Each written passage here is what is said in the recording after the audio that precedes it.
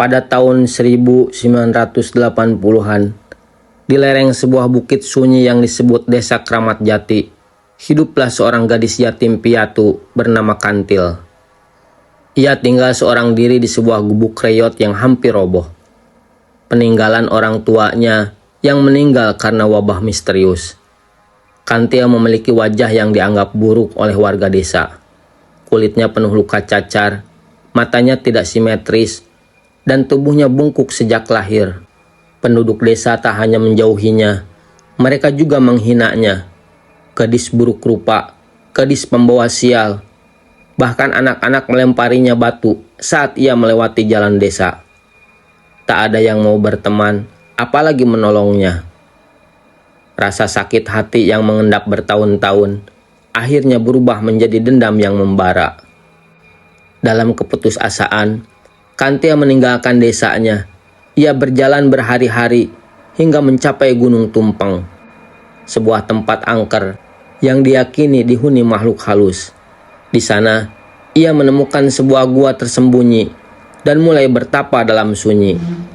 Tahun demi tahun berlalu, tak seorang pun tahu bahwa di dalam gua itu Kantil telah melakukan pemanggilan roh-roh jahat, mengorbankan binatang, hingga akhirnya bersekutu dengan setan demi memperoleh kekuatan gelap. Ketika ia turun kembali ke Desa Kramat Jati, ia bukan lagi Kantil yang dulu. Kini, ia dikenal sebagai Nyai Kantil. Perempuan misterius berjubah hitam dengan mata merah menyala. Ia membawa kutukan yang tak terlihat. Dalam hitungan minggu, satu persatu warga desa yang dahulu menyakitinya meninggal secara mengenaskan. Bu Minah, tetangga Nyai Kantil, yang ikut mengusir Nyai Kantil, mulai mengeluh mendengar suara-suara aneh di dapur setiap malam. Perempuan tertawa cekikikan dan suara air yang mendidih. Keesokan paginya, tubuhnya ditemukan di dalam kuali besar. Airnya mendidih tanpa api dan kulitnya mengelupas seperti direbus hidup-hidup. Mak Nia, tukang warung, yang paling sering bergosip membicarakan Nyai Kantil dengan para pelanggan yang datang ke warungnya, mulai mengalami teror dalam rumahnya. Perabot jatuh sendiri, cermin memantulkan wajah lain, dan tiap malam mendengar suara langkah dari loteng. Ia mengurung diri dan mengaji terus-menerus. Namun pada malam Jumat Kliwon, terdengar suara jeritan. Saat didobrak, ia ditemukan duduk mati membatu, matanya terbuka lebar, mulutnya membeku dalam posisi menjerit. Mbok Inem yang sering menghinanya, muntah darah, tubuh terbakar tanpa api, mati dengan mata membelalak ketakutan. Ketika penduduk menyadari bahwa ini semua ulah Nyai Kantil, mereka mengusirnya dari desa dan membakar rumahnya. Nyai Kantil kemudian menetap di desa sebelah, membuka praktek perdukunan. Ironisnya, justru banyak orang kota berdasi datang kepadanya, meminta bantuan untuk menyantet saingan bisnis, menghancurkan rumah tangga orang lain, bahkan mencelakai pejabat. Dari hasil prakteknya, Nyai Kantil menjadi kaya dan bisa membangun rumah mewah dan megah, namun jiwanya semakin gelap.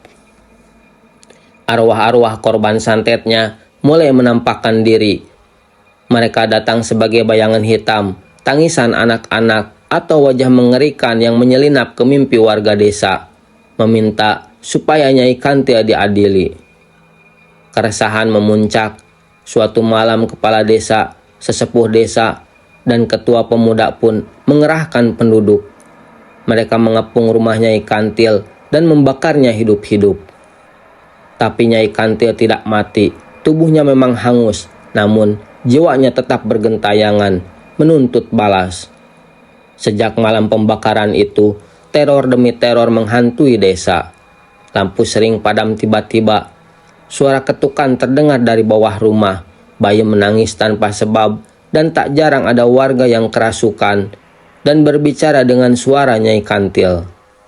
Sosok Nyai Kantil sering muncul di berbagai tempat, di pos ronda, di jalan-jalan sepi, bahkan di kantor desa.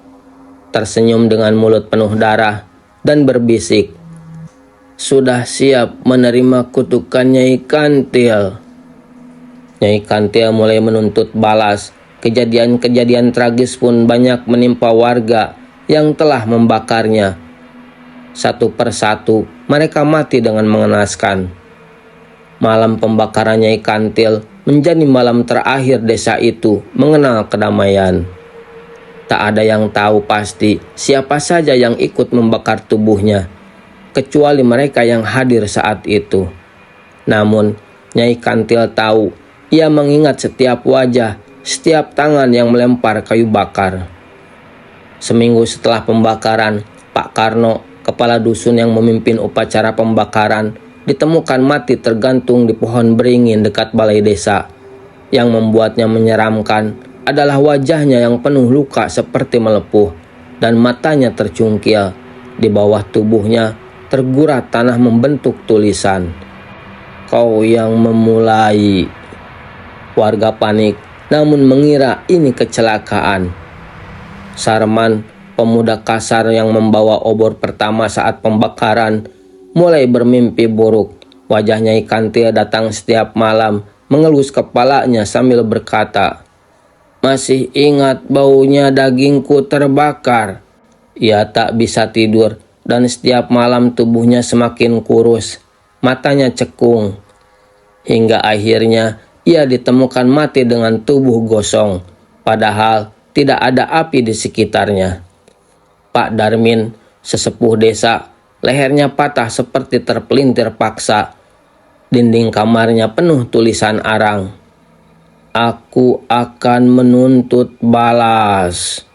Satu persatu mereka mati dan tiap kematian membawa pesan bahwa Nyai Kantil tidak memaafkan, tidak melupakan, dan tidak akan berhenti. Kini warga desa hanya bisa diam.